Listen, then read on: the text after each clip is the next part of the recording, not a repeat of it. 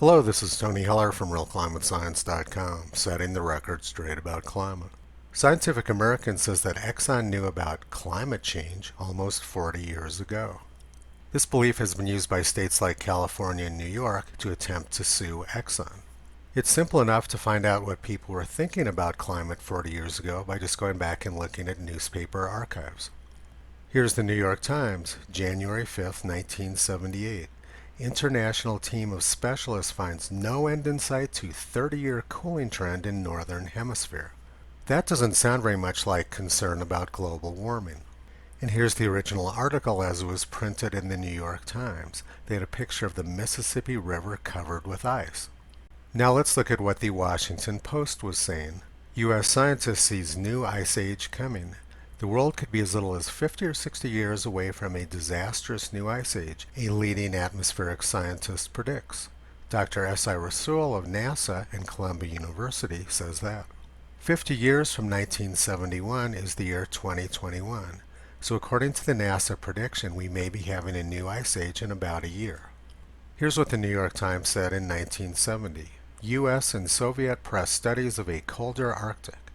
The United States and Soviet Union are mounting large-scale investigations to determine why the Arctic climate is becoming more frigid, why parts of the Arctic sea ice have recently become ominously thicker, and whether the extent of that ice cover contributes to the onset of ice ages.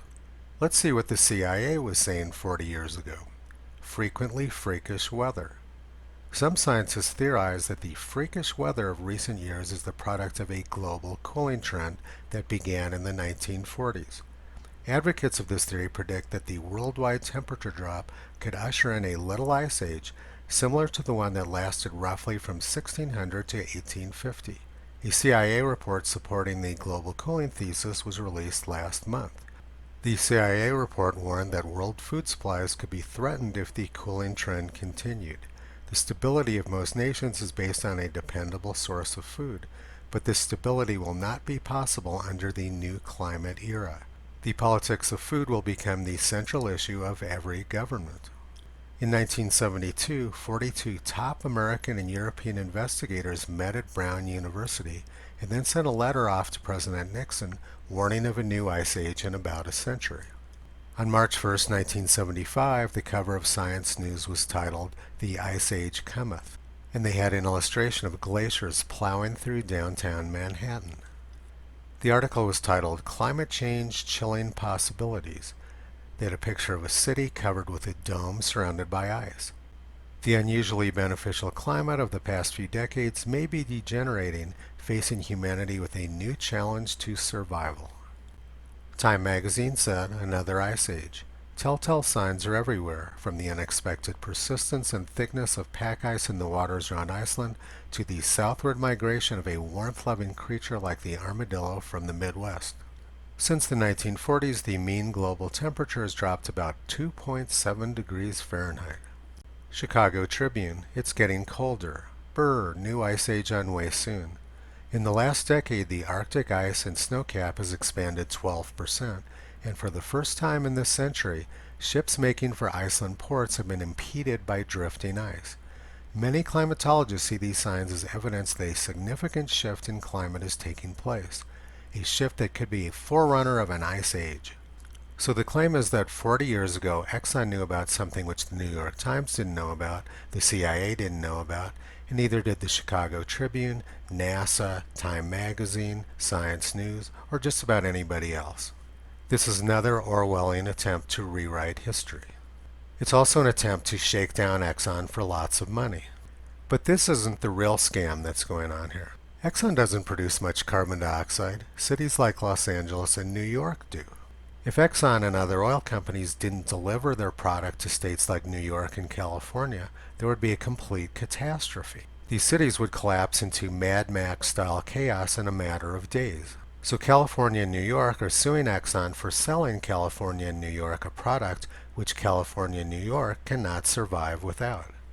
The whole concept is completely absurd. These states shouldn't be worried about Exxon delivering them gasoline. They should be worried about them not delivering it. In the 1970s, the United States was very dependent on Middle East oil, and there were times when we just couldn't get gasoline. Sometimes the Middle Eastern oil producers would decide that they simply weren't going to sell us oil, and people would have to line up for hours to try to get some gasoline.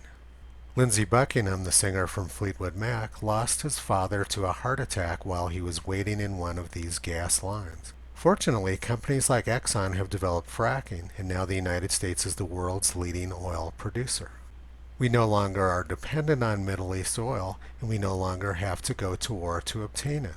If people on the political left were thinking clearly, they would be very happy about fracking and the fact that the U.S. is no longer dependent on Middle Eastern oil. This chart from NASA shows the cities with the largest carbon footprints: New York, Los Angeles, Chicago, and of course Paris, home of the Paris Climate Treaty. Exxon doesn't produce CO2, large Democratic Party controlled cities do.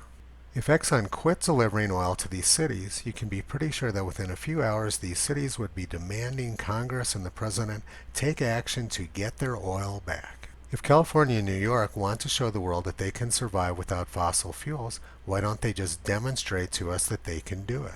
Once California and New York go fossil fuel free, the rest of us will certainly follow.